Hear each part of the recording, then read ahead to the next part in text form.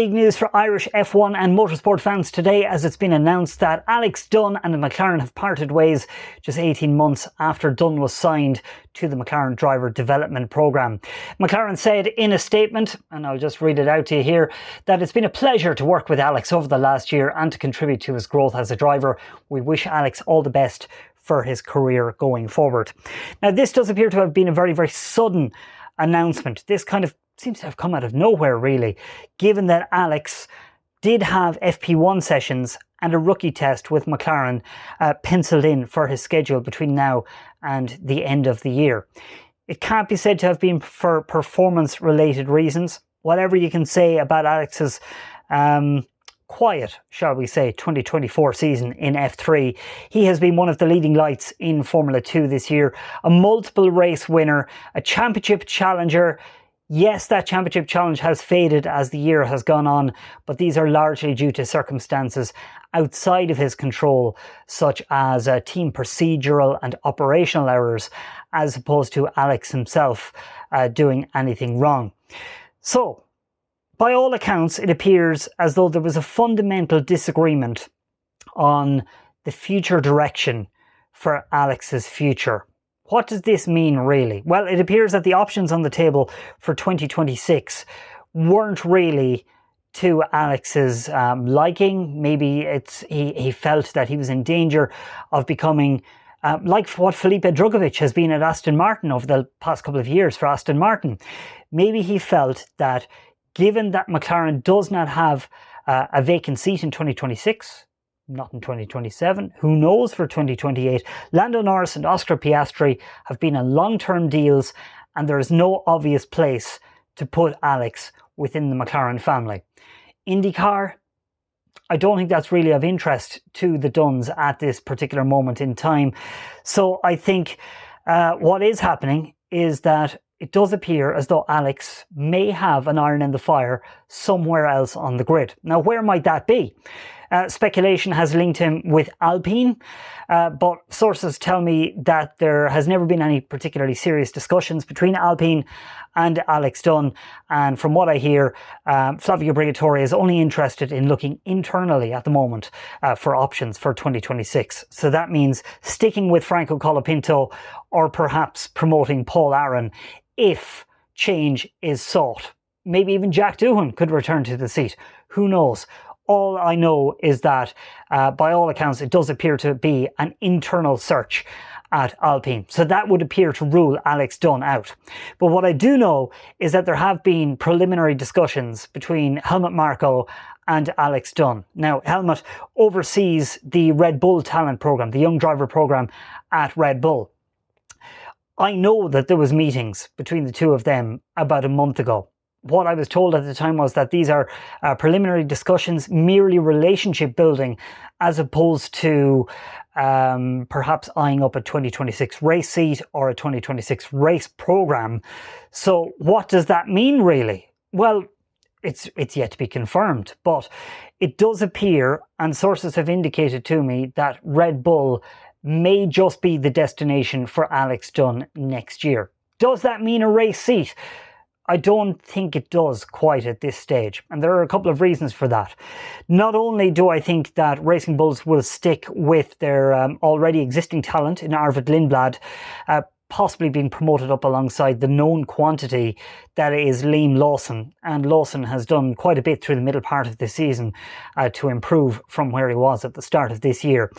So given that known quantity of Lawson, that would give Red Bull something to compare Arvid Lindblad against, while at Red Bull I would expect to see Isaac Hadjar promoted up alongside Max Verstappen, with Yuki Tsunoda out of the picture completely for next year.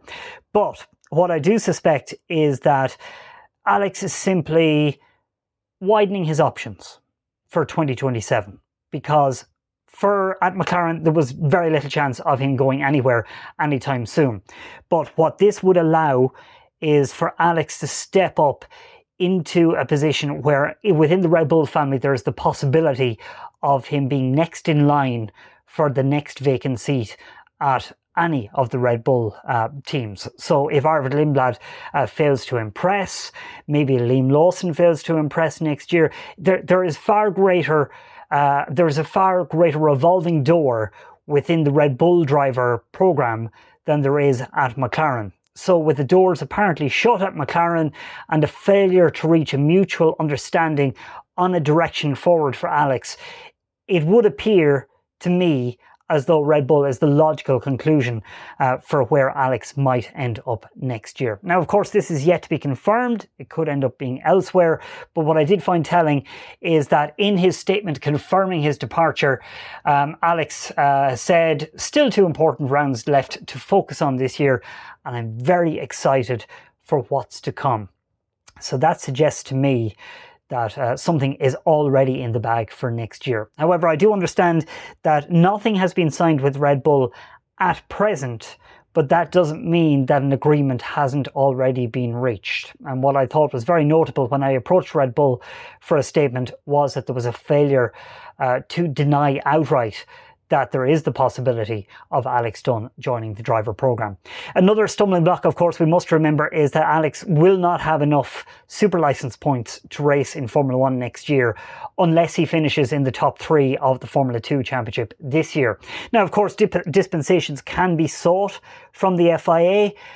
You would have to have a very good argument for that, but I don't think there's ever been a situation where an F2 championship challenger and race winner might not be considered worthy of an F1 seat if that was to play out. Another option that could be available if Alex is to join the Red Bull program is that he could go off and do what Arvid Lindblad did this year and race in a top-up championship, so to speak, such as the Formula Oceania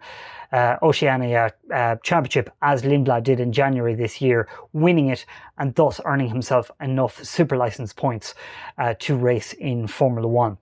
That is another option, of course, open to Alex Dunne if he was to end up in the Red Bull program between now and next year. Does that mean that there's the possibility of, if Red Bull does go for Dunne, that we might have to wait a few months to see where he finishes in Formula 2 first of all, and then in the Formula Oceanic Championship? Yes, that is a possibility at this point. We don't know. What we do know is that there are 2 vacant seats at Racing Bulls next year. Those 2 seats do need to be filled, and there does appear to be interest from Red Bull in Alex Dunne. And to me, and this is just me spitballing here really, I do think Dunne would be a better fit within the whole Red Bull environment, ecosphere, as opposed to at McLaren. There's just something a little bit more Max Verstappen-esque, I would say, about Alex Dunne and his cavalier style of racing, I would say. So it's one that I would be very interested to see how it plays out over the next little while. But of course, watch this space.